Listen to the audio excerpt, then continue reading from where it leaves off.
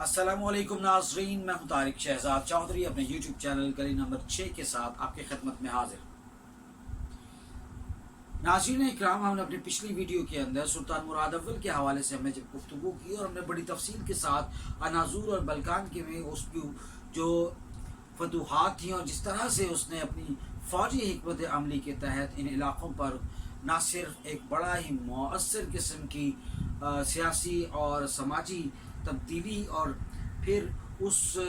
कुस्तुनतुनिया के ख्वाब तक जो और ख़ान का जो ख्वाब था, जो सुलेमान का जो ख्वाब था, वो उसको आगे लेके चलने के लिए जो उन्होंने हिकमत अमली अख्तियार की और ख़ास तौर पर जो मुसलमानों के हवाले से जो उनका उमूमी किरदार और इस हवाले से बेज़ंतीनी मौर्रिख़ हाइकोनद यलास ने अपने बड़ा मारूफ मौर्रिख़ है, इसने कहा कि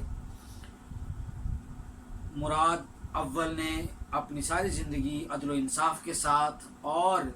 बड़ी जमीयत के साथ, बड़े वलवले के साथ उसने 30 साल जो दौरे हुकूमत था उसमें 37 मार्कों में जो उसने हिस्सा लिया, उसमें से सारे मार्के जो थे वो कोई भी ऐसा वाक़ा नहीं था जो बग़ैर किसी हिकमत अमली के था, जिसमें जानबूझकर किसी को तंग करने की कोशिश की गई हो या किसी के इलाके पर तशद्दुद आमेज़ कार्रवाइयाँ की गई हों। उन्होंने अपनी सारी जो उनकी पॉलिसी जो थी और जो दिफाई नुक्ता नज़र था वो बड़ा अहम तरीन नुक्ते पर मरकूज़ रखा और वो था इलाही कलिमातुल हक़ और उस इंसाफ के लिए और जुल्म के ख़ात्मे के लिए। और फिर दूसरी चीज़ जो है वो बआन वक्त बआन तमाम ये यमीन और यसार के उस सरहदों की जो बढ़ोतरी है और उनकी वसअत है वो भी है इस हवाले से। और आज हम सुल्तान बाज़ीद अव्वल के हवाले से जब हम गुफ्तगू करने जा रहे हैं तो सुल्तान बाज़ीद अव्वल के हवाले से ये अर्ज़ करता चलूँ कि सुल्तान बाज़ीद अव्वल यानी कि सुल्तान मुराद के बाद आने वाला ये जो सुल्तान है ये 791 हिजरी तब 805 हिजरी बा मुताबिक 1399 हिजरी ईस्वी बा मुताबिक 1402 ईस्वी इनका ये जो दौरे हुकूमत है, दौरे इक़्तिदार है, इसमें आनाने हुकूमत के बड़े ही तारीख़ी और बड़े ही तहकीकी दौर से ये खिलाफत उस्मानिया गुजरी है। अगर मैं इसे खिलाफत उस्मानिया की अहयाए इक़्तिदार और इहयाए दौलत उस्मानिया ना कहा जाए तो ये गलत ना हो। खिलाफत उस्मानिया का जो वो उरूज जो पीछे हमने सलातीन से होता हुआ देखा और उस्मान मूसा से अव्वल जो था और फिर उसके बाद और ख़ान ने जो एक ऐसा फ़िक्री, फ़नी और तहजीबी और ख़ास तौर पर मुआशी छाप जो इसके ऊपर लगाई वो ये नस्लें आगे लेकर चलती। लेकिन यहाँ ये वो मौका था जब शकिस्तगी और रिख्तगी और इसके अंदर इस महलाल पैदा हुआ और इस महलाल के अंदर रियासत जो पूरी सल्तनत थी वो एक दफ़ा उसका शिराज़ा बिखरा। और वो कैसे हुआ उस हवाले से मैं अर्ज़ करता चलूँ। लेकिन कि जो इब्तदाई दौर था सुल्तान बाज़ीद अव्वल का, ये बड़ा बाहिम्मत नौजवान था, ये खूबियाँ थी, दलेर भी था, ईमानदार था, वस्फ़ का मालिक था और औसाफ़ हमीदा की कई चीज़ें इसके अंदर मौजूद है जिसका तारीख़ में फ़याज़ी है, सखावत है और उलमा की तरफ बड़ा रुजू था इनका। और ये तकरीबन तमामी सलातीन का ये सिलसिला रहा है इसमें। लेकिन जो इन्होंने तवज्जो अपनी फ़ौजी हिकमत अमली और फ़ौजी नमू को बढ़ाने के ऊपर लगाई, उस हवाले से मैं अर्ज़ करता चलूँ कि बड़ा एक बड़े कद काठ के बादशाह के अंदर जो खूबियाँ होनी चाहिए उनका ये तमाम इर्तिकाज़ इसके अंदर मौजूद है। हवाला देता जा रहा हूँ जी जनाब, दौलत उस्मानिया फ़िल तारीख़ इस्लामी हदीस और फ़िल इस्लामी हदीस के इसी सफ़ा नंबर 40 और फिर 41 के ऊपर ये बाकायदा उन्होंने लिखा है कि तेज़ तरीन जो हमले अपने दौरे इक़्तिदार में इन्होंने किए اپنے دیگر بیزنطینی علاقوں کے اندر، خاص طور بلکانی اور پھر اناضول کی جو محاذوں پر انہوں نے اپنی سرگرمیاں تیز کی، جہاد کی، اور پھر یہ اتنی تیزی کے ساتھ حملہ کرتے تھے جناب کہ طوفان کی طرح چھا جانا.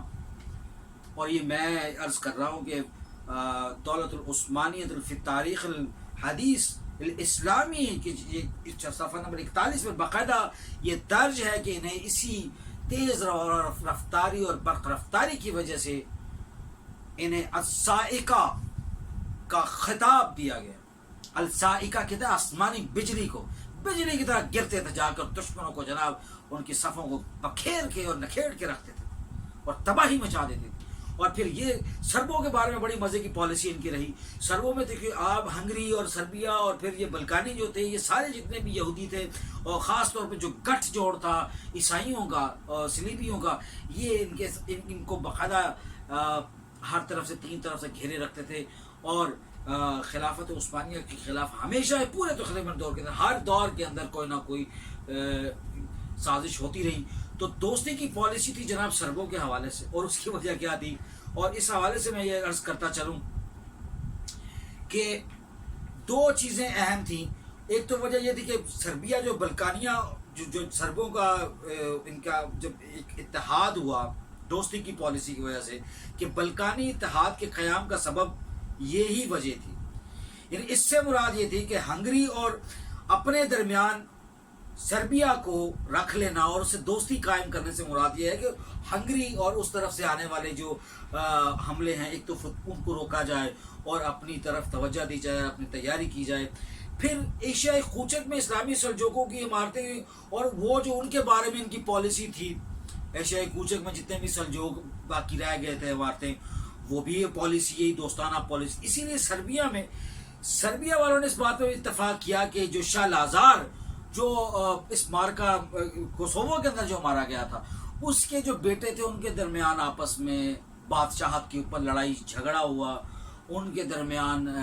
شمشیر و سنا کا جو ایک سلسلہ چلا اور خون بہا. اس میں پھر یہ انہوں نے طے پایا کہ جو اب سرزمین ان کے پاس رہ گئی تھی، اس حوالے سے انہوں نے سلطان بازید اول نے یہ کہا کہ جو علاقے آپ کے پاس ہیں آپ اسے رکھیں، اور آپ اس کے مطلق العنان ہیں، اور آپ وہاں پہ اپنے، اور پھر وہاں پر اپنے سپاہیوں کی ایک تعداد بھی قائم کر دی، اور ان کا ایک یونٹ جو ہے اپنی فوج کے اندر بھی لشکر کے طور پہ، الگ لشکر اور یونٹ کے طور پہ رکھ دیا کہ وہ اسلامی فتوحات اور جنگوں کے لیے بھی آگے بڑھیں گے اور اسی طرح ساتھ دیں گے. پھر عثمانیوں سے دوستی کے جو قوانین اور یہ جو عادات کے مطابق انہوں نے ان کو آزادی بھی دی کہ آپ اپنے تمام معاملات جو ہیں اپنے سپرد رکھیں، لیکن اپنا ایک ہاتھ جو ہے کیپ این آئی اس کے اوپر وہ انہوں نے مرکوز رکھی. پھر عثمانیوں کے سامنے بلغاریوں کا سر تسلیم خم کرنا جو ہے یہ ایک بڑی اہم اور بڑی مزے کی بات ہے، کیونکہ سقوط بلغاریہ جو ہے وہ اس کے بعد پھر یعنی کہ سربوں کے بعد 797 یعنی کہ 1393 عیسوی کے اندر پھر بلغاریہ کی طرف یہ بڑھا، اور اس نے جو سیاسی آزادی ان کی جو تھی اس کو ختم کیا. اور پھر سقوط بلغاریہ کے بعد پورے یورپ کے اندر کوہرام مچ گیا. یہ وہ وقت تھا، وہ تھر تھر کام پہ، اور جناب بڑے اتحاد قائم ہوئے، کچھ ٹوٹے، اور پھر کچھ جناب اس کے اندر انفارمیشن اور جو اطلاعات کا نظام اتنا کمزور تھا کہ یہ نہیں کہ سوئے میں اور دشمن سر پہ آپ پہنچا اور معلوم نہیں. اس حوالے سے میں آپ کو یہ بتاؤں کہ جو دولت عثمانیہ کے خلاف گٹھ جوڑ اکٹھے ہوئے ہیں، اس میں شاہ ہنگری سچموند کے نام سے تھا، سچسمونت کے نام سے یہ ہنگری کا جو بادشاہ تھا، یہ بونیفارس نے جناب یہ صلیبی محاذ تیار کیا، اور بہت بڑا انہوں نے یہ لشکر تیار کیا، اور اس کے اوپر انہوں نے تقریباً کوئی یہ 14ویں صدی کے عثمانیوں کے خلاف میرا خیال ہے سب سے بڑا لشکر تھا. کوئی قریب اس کے اندر 12 لاکھ افواج تھیں. اور یہ میں باقاعدہ اس کا حوالہ آپ کو دیے دیتا ہوں، تاریخ دولت العثمانیہ ڈاکٹر علی حسون کی یہ کتاب ہے جناب، صفحہ نمبر ہے 24 اور 25،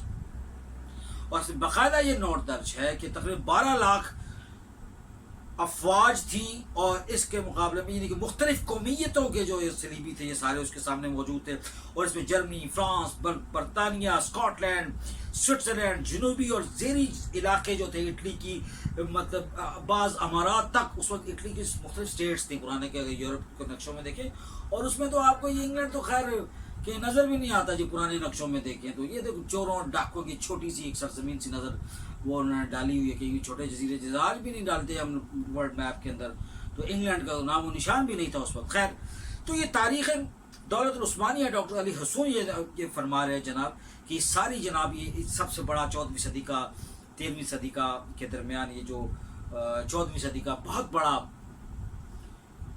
इत्तेहाद, फौजी और अस्करी इत्तेहाद इनके खिलाफ आकर खड़ा। अब देखिए ये सारा पिछले हम तारीख पढ़ते आए, मैंने इसीलिए पिछले हवाले के साथ मैंने जनाब मुराद अव्वल के हवाले से मैंने एक तजिया पे 800 हिजरी 1396 ईस्वी को ये फौजें हंगरी तरफ बढ़ सकी, और फिर सिगिस्मुंड जो था वो और दीगर सपा के दरमियान एक इख्तिलाफ खड़ा हुआ। अब इतनी बड़ी इनकी 12 लाख की फौज है जनाब लेके आ गए, और अब इत्तेफाक नहीं, और इत्तेफाक का वक्त के साथ कितना बड़ा ताल्लुक है आप ये देखिए। When you have not a unitedism and a unity in your forces and within your powers and with your all stakes, you cannot win. Even you have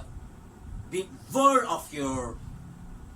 power and you have never, वो सब clash का सब, वो सब खत्म हो जाता। और यही इनके साथ यहाँ पे हुआ कि जब ये सरदारों के दरमियान मुकाबला शुरू हुआ, अब सिगिस्मुंड ये चाहता था कि उस्मानी फौजें पहले आगे आए और आकर हमला करें, और उसकी एक दिफाई पॉलिसी उसने अपने, लेकिन जो सरदार थे ये फिर चर्च ने इनको बहुत ज़्यादा एक्टिवेट किया हुआ था, और मुसलमानों के परखचे उड़ा दो और उस्मानियों को गिराओ, गर्दनें उड़ाओ, और उनकी जनाब फौज वाला मामला इसके, इस हवाले से फिर कुछ सरदारों के अपने नज़रियात थे, उन्होंने कहा नहीं, वो बग़ैर बताए जनाब वो आगे सिगिस्मुंड को क्रॉस किया उन्होंने, और उसके हुक्म के बग़ैर वो आगे बढ़े, और यूं जो इनके दरमियान पहला जो दरियाए डनलुप, जिसको आज का डनलुप भी कहते हैं, डनलुप रिवर, वहाँ पर उसके साथ साथ नशेब में ये होते हुए बल्कान की तरफ उतरे, और शुमाल के इलाके में ये कुन्निकोलिस का एक इलाका है वहाँ पहुँचे। ये अभी इलाके को कुछ नाम तब्दील है, लेकिन नेकोलिस के इलाके में अब शहर का मुहासरा किया और वहाँ पर पड़ाव डाला, तो बाजीद वहाँ अचानक नमूदार हुआ, और वो उसके पास कमाल की दो चीज़ें थीं उस वक्त, वो एक थी जंगी तरबियत और एक था मौके की तलाश, मौके पर हमला शेर की तरह, और जो उसकी दिफाई तरबियत और सलाहियत, ये दो तीन चीज़ें उसकी बड़ी अहम थी। उसके साथ 1 लाख फौज थी, ये 12 लाख थे, वो 1 लाख फौज, जाहिर बात है वो एक ताल्लुक तो था, वो आना था, उन सब ने एक वक्त पहुंचना था। और फिर जनाब जो फिर ये अस्करी निज़ाम और हिकमत और तरबियत जो थी जंगी और अस्करी, इसकी वजह से जो हाल उन्होंने उस्मानियों ने, सुल्तान बाजीद अव्वल ने इनका किया। शुरू में तो हुआ ये बड़ा वो मज़े की कहानी है, शुरू में इनको थोड़ी सी उस्मानियों को मार पड़ी और इन्होंने वो चारा डाला इनको घेरने के लिए, लेकिन वो जब उतरे ना आए ना नशेब के अंदर, तब फिर आगे से पीछे से और उनके पास वो सारी मतलब तीर अंदाज भी, घोड़े अंदाज भी, और फिर जनाब उनको जिस तरह उन्होंने घात लगाई, शुरू में उस्मानियों का कुछ नुकसान हुआ, लेकिन बाद में तो फिर वो 12 के लाओ वहाँ पर ऐसा रन पड़ा कि मैयतों की मैयतें, लाशों पे लाशें, और जनाब खून की कई अरसा जनाब वहाँ पे वो इंसानी ताफुन जो है वो फैला रहा, और इस तरह से सिलसिला के, और ये कुछ भाग गए, कुछ पकड़े गए, और कुछ मारे गए, कुछ इस तरह के जख्मी बड़े शदीद। दौलत उस्मानिया फिर तारीख़ इस्लामी सफ़ा नंबर 42 पर भी बिल्कुल ऐसा ही दर्ज है। माल गनीमत हाथ लगा, दौलत उस्मानिया की जनाब बड़े ये खैर जब इंसान ओवर कॉन्फिडेंट होता है, और जब फतह का नशा भी इंसान को एक बड़ी बला की चीज़ है, तो वो जब लगा तो फिर जनाब ये तारीखी लफ्ज़ मैं आपको बता रहा हूँ, डॉक्टर सालिम रशीदी की किताब का हवाला दे रहा हूँ, सुल्तान मोहम्मद फातेह किताब है, सफ़ा नंबर 32।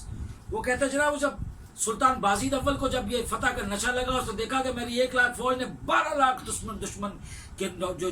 घोड़े हैं उनको अपने जनाब नौजवानों ने अपने टापुओं को अपने कदमों के नीचे रौंदा, और उनके घोड़ों ने उनके 12 लाख का फौज को